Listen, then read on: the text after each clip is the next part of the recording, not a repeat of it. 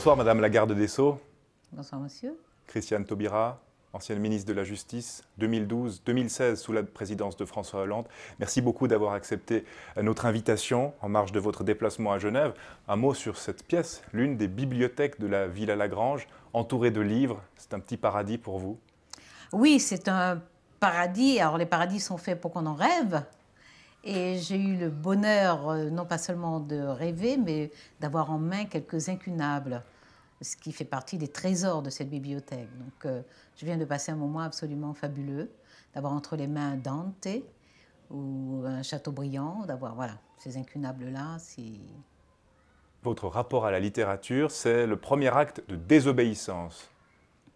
Sans aucun doute, parce que c'est un univers de liberté, la littérature, de liberté, de création, de possibilité de création, donc de créativité. C'est un, voilà, c'est un espace où d'abord on rejoint le reste du monde, dans l'immédiat, dans le passé, on peut projeter le monde dans l'avenir. Donc la littérature, oui, c'est profondément, intensément un espace de liberté. Et la liberté, c'est d'abord dire non.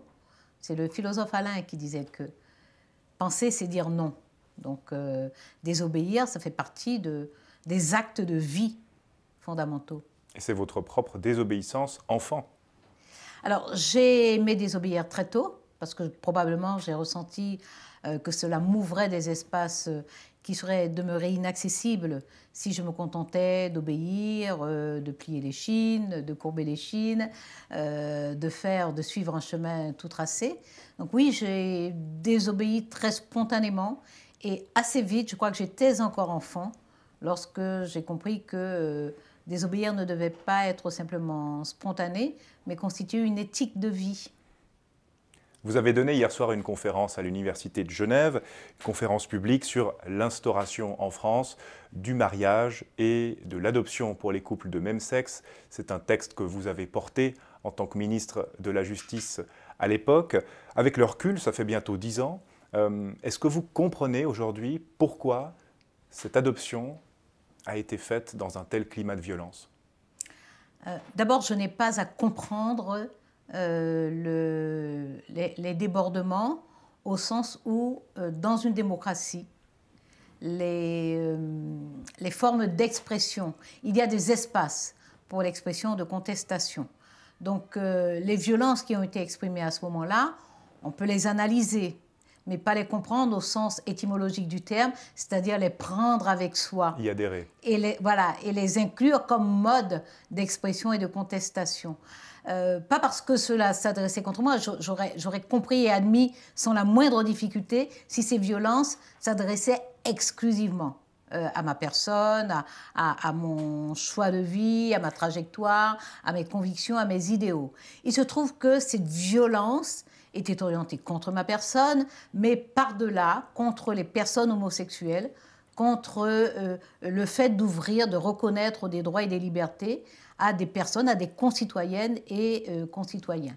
Donc pour cela, non, mais la meilleure réponse pour moi, ça n'était pas une contre-violence.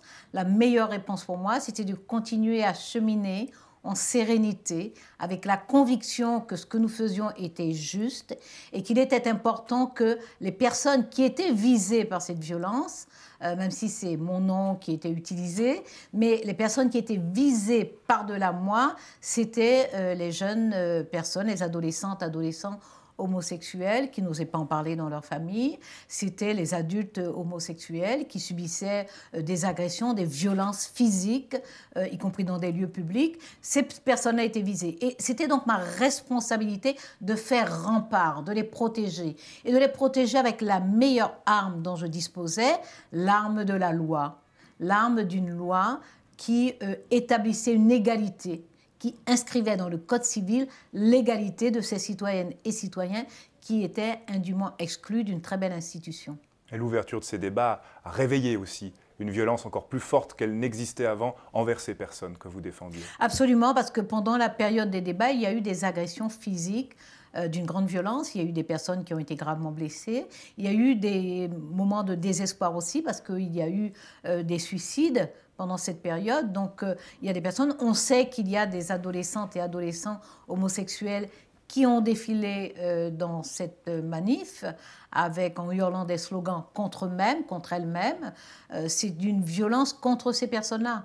Ce sont des parents qui exercent une violence contre leurs propres enfants, à leur insu, bien sûr, puisque ces parents ne savent pas, ne voient pas, ne veulent pas voir, ne veulent pas créer une ambiance familiale suffisamment accueillante pour que l'adolescente ou l'adolescent se sente en confiance et dise ses affinités sexuelles. Mais c'est quand même une violence de parents contre leurs propres enfants. La Suisse a adopté ces textes bien plus tard, 10 ans après, mais sans ce climat de violence et à travers une votation populaire, un vote démocratique. C'est peut-être ce qui explique aussi cette absence de violence chez nous, en marge de ces débats. Je veux l'espérer. Ceci étant, 10 ans après, les Suisses ont pu voir à quel point la société française, non seulement ne s'est pas effondrée, ce qui lui était promis, hein, c'est la fin de tout, c'est le début de monstruosité en chaîne. Donc la société française ne s'est pas effondrée, mieux, elle s'est apaisée. Elle s'est apaisée sur ces questions-là. Elle s'est apaisée tout simplement parce que les couples, les familles ont vu très directement, à l'occasion de célébrations de mariage, que c'est un événement aussi émouvant et parfois aussi ridicule que les mariages hétérosexuels. Qui finit mal aussi que parfois. Les couples, absolument. Moi, je l'ai dit pendant les débats. Je dis les couples homosexuels ne seront pas plus raisonnables que les couples hétéros. Ils ont des droits, point barre. Voilà, il faut accomplir l'égalité qui est une promesse de la devise française, de la devise républicaine française, mais il ne faut pas s'attendre à des miracles. Et heureusement, moi, j'ai croisé des personnes qui sont venues me dire merci, peut-être 1 an ou 2 ans après, en me disant « mais vous savez, on a déjà divorcé ». Et j'aurais dit « bon, moi, il n'y a rien de surprenant à cela ». Vous êtes une femme de progrès, les progrès ont jalonné votre engagement politique, vous êtes aussi à l'origine de la loi qui reconnaît la traite et l'esclavage comme crimes contre l'humanité, et en même temps, ces progrès sont constamment remis en question. On voit aux États-Unis la question de l'avortement qui est remise en cause, la question même de la sodomie qui serait dans certains États criminalisée. Les progrès sont fragiles. Toujours, les progrès le sont toujours. Nous devons en avoir conscience. Et plus la lutte a été rude pour les installer, plus en général il y a des risques de remise en question. Ça peut être immédiat, ça peut être plusieurs années après, mais les progrès sont toujours, ils sont toujours en heurt par rapport à des visions très conservatrices, très réactionnaires de la société, des relations entre les personnes. Donc la démocratie n'est pas donnée, elle ne va pas de soi. La démocratie, c'est un apprentissage permanent. Nous apprenons à vivre dans des sociétés plurielles, en sachant que nous sommes différents. Et c'est même toute l'essence et toute la substance de l'égalité. L'égalité n'a pas de sens si nous sommes tous pareils, que nous nous comportons de la même façon, que nous avons les mêmes goûts, les mêmes affinités, les mêmes apparences, les mêmes croyances. L'égalité n'a pas de sens. L'égalité n'a de sens que du fait que nous sommes différents et que nous choisissons de vivre ensemble. Et par-delà nos différences, nous choisissons un destin commun. Et par conséquent, c'est constamment que nous construisons les règles de notre vie commune, nous construisons les lignes qui vont servir de trajectoire à notre destinée commune. Voilà, donc il est normal, enfin pour moi il n'y a rien de surprenant à ce que les avancées provoquent ce qu'on appelle ailleurs d'ailleurs des backlash, c'est-à-dire des reculs. Les reculs, c'est juste le rapport de force qui change. Mais ça ne vous inquiète pas ? Moi, mon tempérament est plutôt de me battre. Donc, j'essaie d'être lucide. C'est-à-dire que dès les premiers signes avant-coureurs d'un recul, d'une régression, j'essaie de comprendre ce qui va se jouer, mais comprendre pour me battre. C'est-à-dire où doit-on porter le fer ? Où doit-on livrer bataille ? Comment doit-on livrer bataille ? Donc, je ne suis pas inquiète au sens où je sais que le sort même... Montesquieu disait que la nature du pouvoir, c'est l'abus de pouvoir. Moi, je pense que le sort des progrès, c'est d'être constamment fragilisé et remis en cause. Et on le voit bien, aussi bien en Europe qu'en Amérique du Nord ou ailleurs, y compris dans les pays de l'hémisphère sud, on voit bien que les avancées provoquent des crispations et des tentatives de recul. Et il suffit de mettre au pouvoir, y compris d'ailleurs par la voie des urnes, des personnes extrêmement conservatrices ou réactionnaires ou rétrogrades pour que la fragilité de ces avancées apparaisse. Mais je crois que c'est la nature des progrès d'être constamment interrogés. Donc nous devons les préserver. Notre vocation, c'est la vigilance. Aujourd'hui, on déboulonne les statues, on balance des ports, on veut abattre le patriarcat. Déclin pour certains, crépuscule même. Progrès pour vous? Pas le fait d'envoyer des ports ou de... Je ne sais pas. Non, mais il faut définir. On ne peut pas se contenter des mots. Définir ce qu'est le déclin. Pour moi, je viens d'expliquer comment, dans nos sociétés, nous sommes pluriels. Et peut-être qu'il faut aller plus loin et expliquer d'où vient la pluralité de nos sociétés. La pluralité de nos sociétés vient de l'histoire.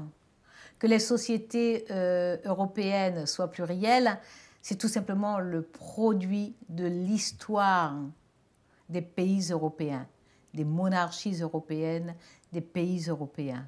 C'est parce que les pays européens ont eu des empires, ont traversé les mers, se sont installés sur d'autres continents. C'est ce qui fait qu'aujourd'hui, les sociétés européennes sont aussi plurielles. Elles ont toujours été. Elles ont toujours été. On trouve des traces dans les ouvrages. Je vous ai parlé des incunables que j'ai manipulés. C'est un privilège extraordinaire. Bon, il suffit de lire, de consulter des ouvrages des époques lointaines, des siècles qui nous ont précédés. Et on sait qu'il y avait que les personnes ont circulé. Ça prenait beaucoup plus de temps, mais les personnes ont circulé. Il y a eu des rencontres. Mais la longue période, un peu plus de 4 siècles des empires coloniaux européens, a conduit à des circuits et des trajectoires qui font que les sociétés européennes sont plurielles et que les sociétés européennes elles-mêmes ont intensifié. Lorsqu'il y a eu des politiques migratoires après la guerre, par exemple, aussi bien la première que la deuxième, surtout la deuxième, les politiques de reconstruction des sociétés européennes, les gouvernements européens ont fait appel à de la main-d'œuvre en provenant d'autres continents. Qu'est-ce qu'on pense? Ce sera un rapport extrêmement utilitaire et méprisant que d'imaginer que les personnes qu'on a fait venir pour bâtir, travailler, construire, mourir sur les chantiers, que ces personnes-là, leur descendance repart. Non, donc si nos sociétés sont plurielles, c'est le produit de l'histoire. Il y a 2 façons d'aborder ça. Soit on passe son temps à hurler, à dire il y a des gens qui n'ont rien à faire ici et il faut les jeter à la mer. C'est fantasmagorique et c'est débile et c'est idiot. C'est même pas simplement égoïste, c'est juste idiot. Ou alors on se dit mais ça c'est notre histoire et c'est l'histoire du monde. C'est l'histoire du monde. Donc comment vivons-nous ensemble et qu'est-ce que nous tirons du fait d'avoir des morceaux de continent chez nous? Qu'est-ce que nous faisons du fait d'avoir des cultures lointaines, ici, là, chez nous, qui ont pris racine chez nous et qui font partie de nous? Qu'est-ce que nous faisons de ces croyances qui nous paraissent lointaines, qu'on a fréquentées dans le passé, puisqu'on est allé jusqu'au territoire de ces croyances-là, mais qui aujourd'hui sont chez nous, et qui sont chez nous pas exactement de la même façon qu'elles ont été là où elles sont nées. On peut penser le monde de cette façon-là. Et je trouve que c'est à la fois plus paisible et plus fécond, parce qu'on se rend poreux, réceptifs à ce que ces espèces de fausses étrangetés peuvent nous apporter. Quel est le plus grand défi de l'humanité aujourd'hui? Est-ce que c'est le climat ou est-ce que c'est la démocratie, la sauvegarde de la démocratie? Alors je pense qu'il y a plusieurs grands défis. Le climat en est un d'une façon absolument incontestable. En plus du climat, la biodiversité, parce que le climat, il nous préoccupe plus, nous, êtres humains, mais la biodiversité décline également, et c'est tout le reste des espèces vivantes. Et puis, il y a, bien entendu, la façon dont on peut vivre ensemble. La démocratie est incontestablement en péril. Dans tous les pays où elle a été instaurée, elle est fragilisée, elle est remise en cause. Et on voit bien qu'elle est remise en cause parfois par les peuples eux-mêmes, parce que c'est par la voie des urnes que certains autocrates arrivent au pouvoir dans des pays qui étaient des démocraties depuis plusieurs dizaines d'années. Donc oui, la démocratie est en péril. La démocratie, ce n'est pas un système parfait. Je ne sais plus quel auteur disait que c'est le moins mauvais c'est le meilleur des systèmes quand on a éliminé tous les autres. Bon, donc c'est le moins mauvais des systèmes sociaux et sociétaux. Mais pour l'instant, c'est ce qu'on connaît de mieux, dans le respect des libertés, dans le respect des droits, dans la protection des personnes, dans la protection des vulnérabilités. Pour l'instant, c'est ce qu'on connaît de mieux. Donc, essayons de la préserver, même si la démocratie suisse a des formes d'expression qui sont plutôt différentes de celles de la démocratie française, par exemple. Est-ce que ces prises de pouvoir autocratiques par les urnes, paradoxalement, sont aussi le fait d'une forme de démission des institutions et des autorités, parfois? Alors, les institutions vivent parce que les pouvoirs publics en font. J'aime beaucoup appeler l'État la puissance publique. Parce que l'État, c'est un ensemble d'institutions articulées et qui a la puissance induite par le contrat social. Nous sommes dans une ville où on chérit l'héritage de Jean-Jacques Rousseau. Cette puissance d'État qui est déléguée par les citoyennes et les citoyens à travers le contrat social, cette puissance d'État doit nous assurer de bonnes conditions de vie. Donc nos institutions sont fragilisées parce que celles et ceux qui ont en charge la puissance d'État ne les font pas vivre dans leur vocation. Leur vocation, c'est quoi? Assurer de la cohésion, donc renforcer le lien social. Leur vocation, c'est de protéger et servir les citoyennes et les citoyens. Leur vocation, c'est de créer les conditions pour que nos besoins fondamentaux soient satisfaits. C'est la question de l'éducation nationale, c'est celle de la chaîne des hôpitaux publics, c'est celle des conditions de vie dans les villes, du logement, de la mixité sociale. C'est cela. Et donc, c'est aux institutions d'assurer tout cela. Mais lorsqu'on permet à des autocrates d'accéder au pouvoir, ils arrivent souvent dans nos démocraties à la tête d'institutions qui ont été fragilisées par le fait que celles et ceux qui restent des démocrates n'ont pas consolidé. Vous aimez les esprits libres, vous chérissez les esprits libres, même s'ils sont en désaccord avec vous? Ah oui, moi j'aime qu'on pense. J'aime qu'on pense. J'écoute un adversaire politique, je l'écoute jusqu'au bout. Alors, s'il s'exprime en invective, il ne m'intéresse pas. Mais s'il argumente, s'il m'explique que sa vision de la société... Moi, je peux entendre des gens qui croient que la société, c'est la loi du plus fort. Je peux entendre ça. Si cette personne est capable d'entendre les exemples qui lui montrent que la loi du plus fort, c'est une loi d'injustice.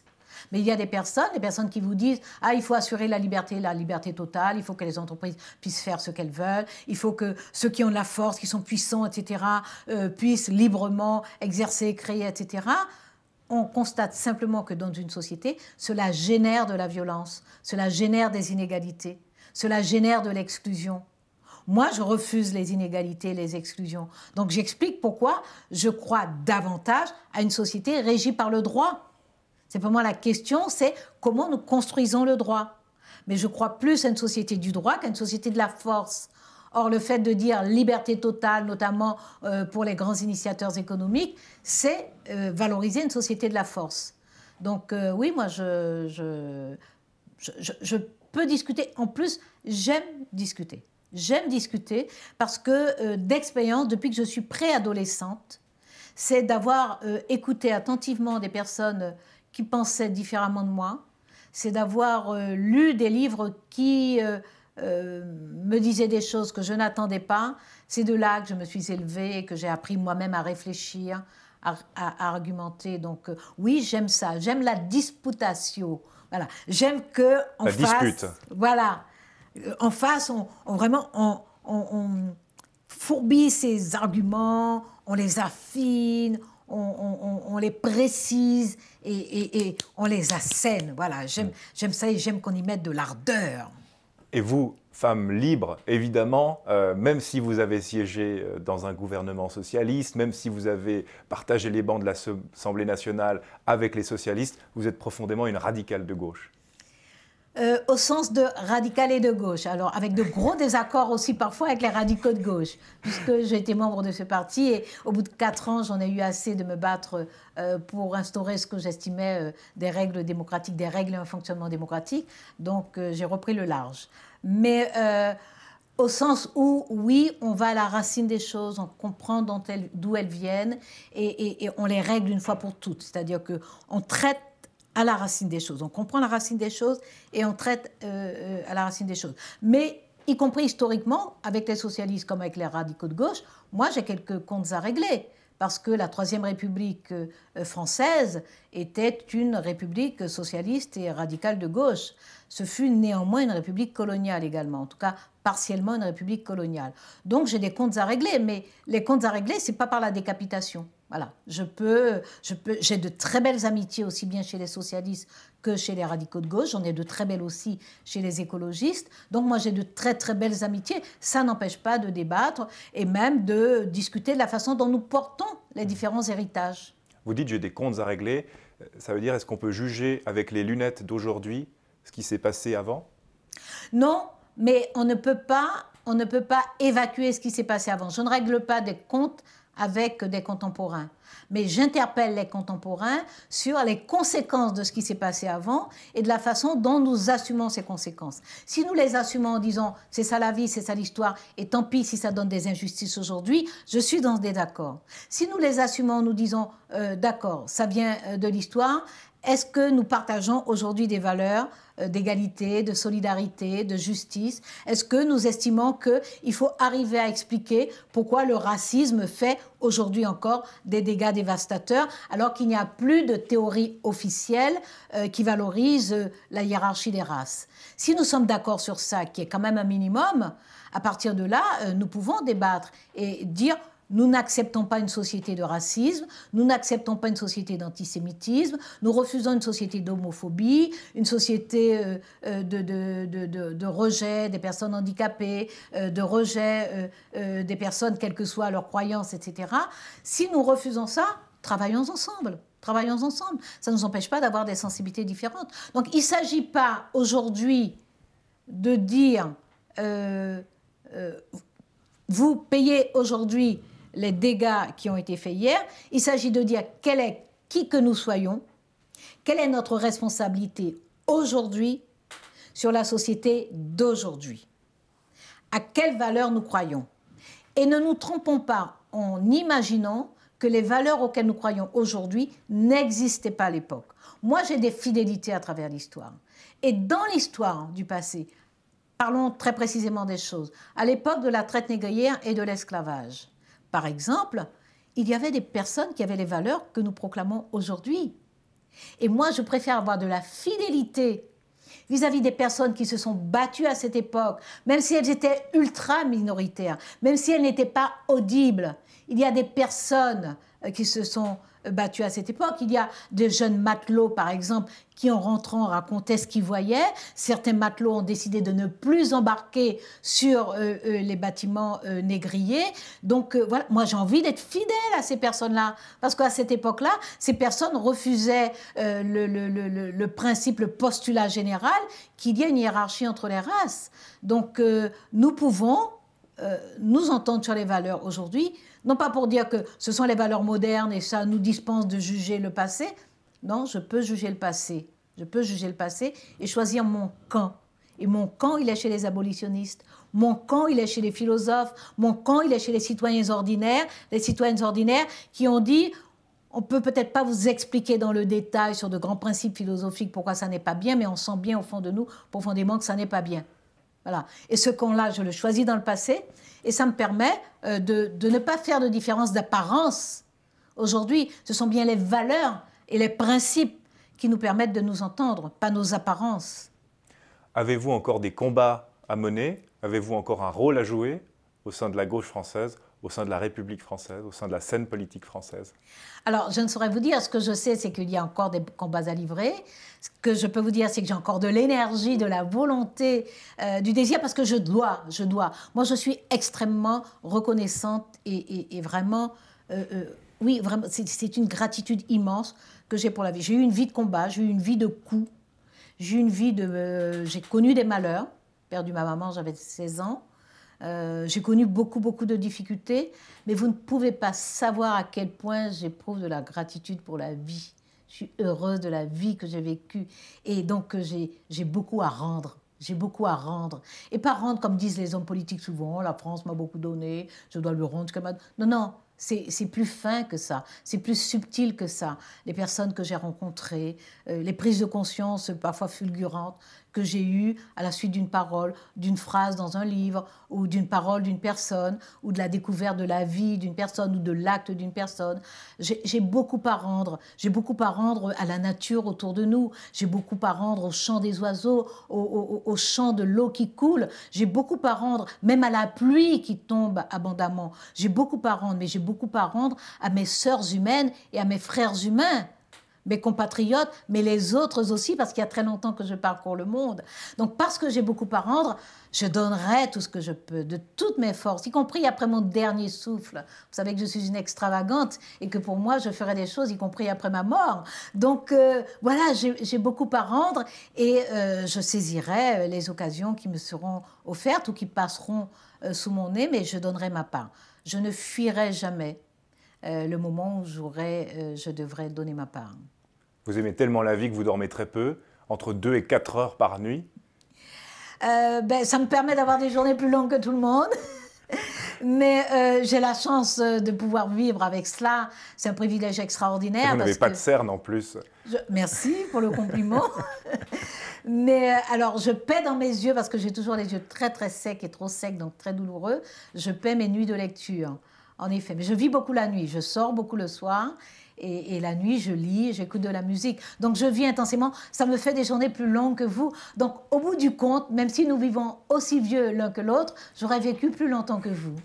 Qu'est-ce qu'on peut vous souhaiter, Christiane Taubira? De continuer à aimer la vie comme je l'aime, de continuer à aimer les gens, de continuer à aimer les gens. C'est vraiment l'énergie la plus puissante, la plus profonde. C'est l'énergie invincible, ça. L'amour pour les autres. Le souci des autres. Le souci des autres. Ne pas s'accommoder de savoir qu'il y a une injustice quelque part. On peut pas aller, on n'est pas chevalier, on peut pas aller... Mais ne pas s'accommoder de l'injustice à côté de soi, ça contribue à affaiblir les injustices qui sont très très loin de soi. Une vigilance permanente. Absolument, absolument. Mais on a plein de modèles, il y a plein de personnes avant nous qui ont vécu pleinement pour que la vie ait un sens, pas égoïste, mais pour que la vie ait un sens avec les autres. Avec les autres. C'est Ricoeur qui donne une très belle définition de l'éthique, parce que la vie sans éthique, c'est une vie bestiale. Et sa définition de l'éthique, c'est le souci de la vie bonne avec et pour les autres dans des institutions justes. Je crois qu'on ne peut pas être plus concis et plus précis que ça.